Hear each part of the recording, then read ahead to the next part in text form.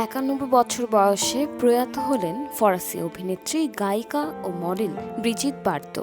রবিবার ২৮ ডিসেম্বর দক্ষিণ ফ্রান্সে নিজের বাড়িতেই শেষ নিঃশ্বাস ত্যাগ করেন তিনি। বার্তো ফাউন্ডেশনের পক্ষ থেকে তার মৃত্যুর খবর নিশ্চিত করা হলেও মৃত্যুর কারণ বা শেষকৃত্যের তারিখ এখনও নির্ধারণ হয়নি।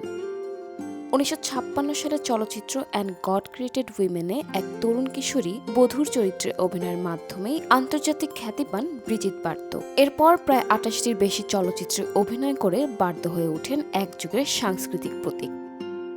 ব্রিজিট বার্তোকে বিশ্বমঞ্চে আলাদা এক পরিচিতি দেয়। তার জনপ্রিয়তা এতটাই ব্যাপক ছিল যে ফ্রান্সের জাতীয় প্রতীক মারিয়ানের মডেল হিসেবে বেছে নেওয়া হয় তার মুখাবয়ব। এরপর তার প্রতিচ্ছবি ভেসে ওঠে ভাস্কর্যে, ডাকটিকিটে, এমনকি মুদ্রাতেও।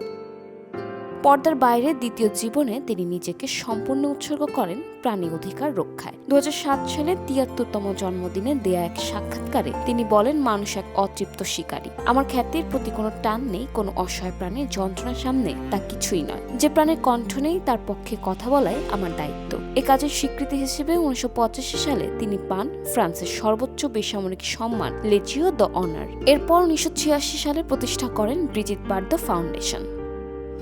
অল্প বয়সে ক্যারিয়ারের সাফল্য পেলেও ব্রিজিট বার্তোর এই জীবনে ছিল গভীর নিঃসঙ্গতার ছায়া। সন্তান জন্মের পর হতাশা, পরপর বিবাহ ও বিচ্ছেদ, সময়ের সঙ্গে তিনি নিজেকে সমর্পণ করেন নিঃস্বার্থ মানবিক কাজে।